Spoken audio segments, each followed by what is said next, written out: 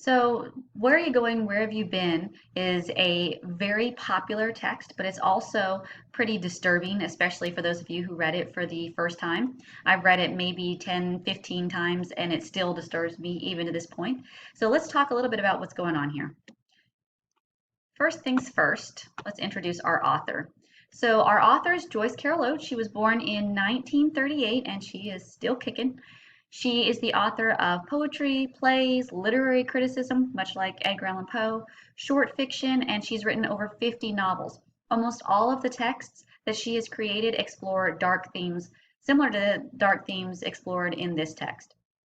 She wrote Where Are You Going? Where Have You Been in 1996 and dedicated it to Bob Dylan. So it's kind of important to think about the sort of musical references within the story, especially considering that dedication. So let's talk a little bit about the story. At the very beginning, we're introduced to our main characters. By and large, our main character is Connie. She's our protagonist. She lives with her parents, so she's still a teenager. She's about 15 years old. She also lives with her sister, who's in her 20s, her sister June. Her mom is constantly comparing her to her sister June. Why can't you be more like June? And she says that she wishes that sometimes that she were dead and her mom were dead and all of this would just stop. So one of the conflicts in the story really is this conflict of growing up and breaking away from the control and the rules of your parents. We know that Connie likes to hang out with her friends. She likes to go to the mall, go to movies, and sometimes go to like this burger joint where a lot of older kids hang out.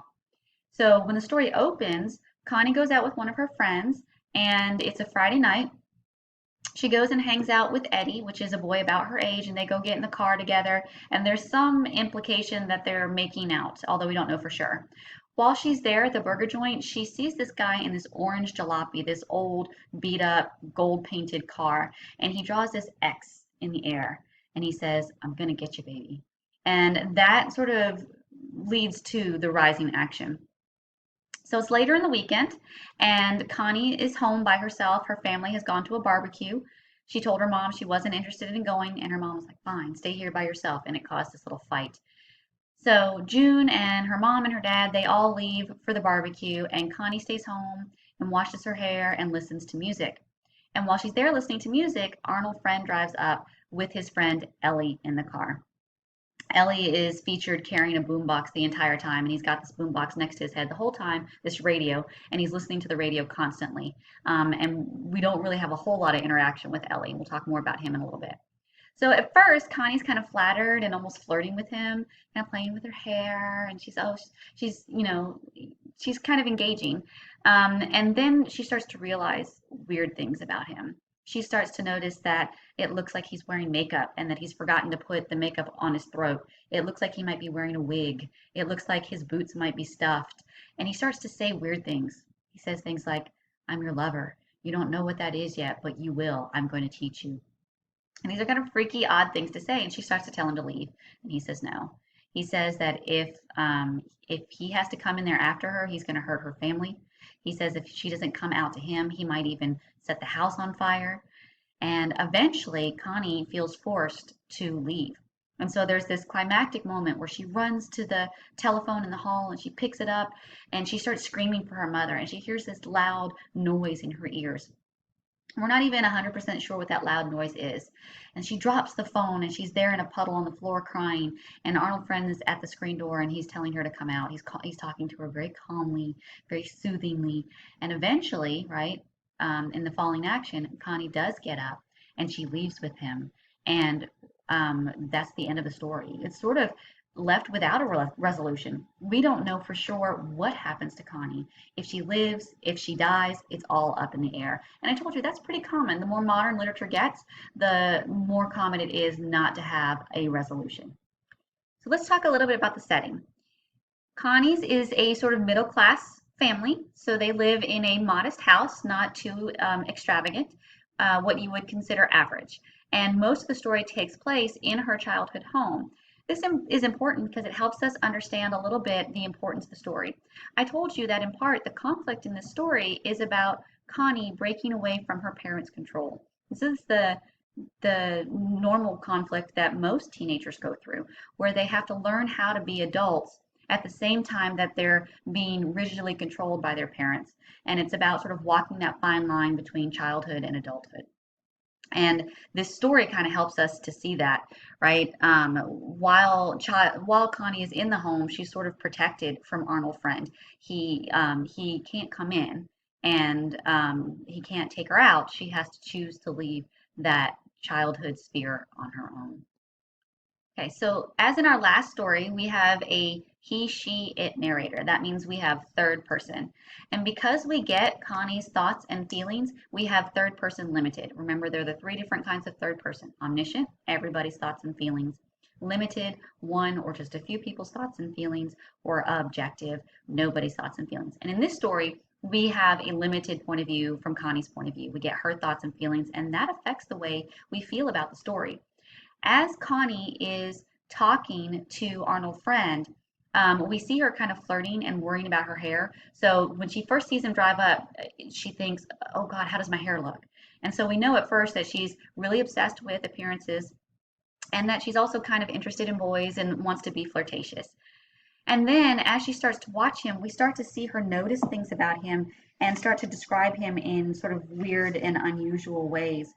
She describes his nose as long and hawk-like, sniffing as if she were a treat that he was going to gobble up.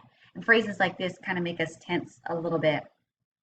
We know that she feels suspicious that he knows her name without her having given it yet. Later on, she'll describe his teeth. His teeth were big and white, and I couldn't help thinking as I read it the first time of like the big bad wolf, right? The better to eat you with, my dear. He grinned so broadly his eyes became slits, and she saw how thick the lashes were, thick and black as if painted with a black tar-like material. She starts to feel dizzy as though she's in a bit of a daze.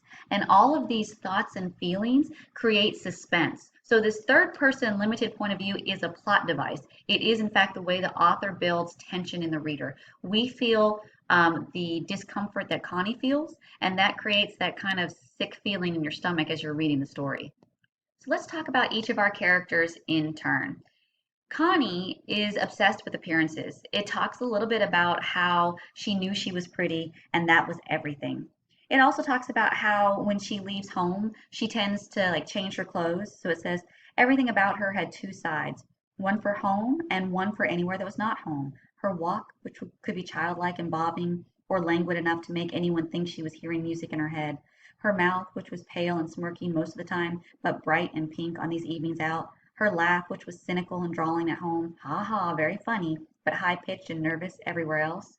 So when you hear that there are these two sides to her, or that she changes her clothes or adjusts her clothes when she leaves, or that she's obsessed with her appearance, we tend to be a bit judgmental, right? We tend to think of her as like, what's the word I'm looking for, self-absorbed, right, or vain. But the truth is, she's 15, right? And it's not uncommon for 15-year-olds, both boys and girls, to be a little bit obsessed with how they look, to be worried about how other people think about them. That's really not uncommon. She really is kind of a traditional 15-year-old. And she has these traditional, very common conflicts with her mother, these fights with her mother. And I think many of us know what it's like to be compared to somebody else, right? Why can't you be more like? And she gets that a lot from her mother. So whether or not you find her self-absorbed, Connie is a typical teenager. And we pair her with the antagonist. So Connie is our protagonist. Arnold Friend is our antagonist. Our antagonist, Arnold Friend. There's some really interesting things about Arnold Friend. He looks like, acts like a young person. He uses a lot of the young slang. He listens to young, hip music. And he dresses the way she said, he dresses the way all the boys did. So he tries to look young, but he isn't. We know from Connie's description of him that he's likely wearing makeup. His face looks like it's wearing makeup. That his boots are stuffed. He keeps stumbling around in his boots. She calls him hawk-like. So Arnold is presented very much like a predator in this story, and he is, in fact, the predator.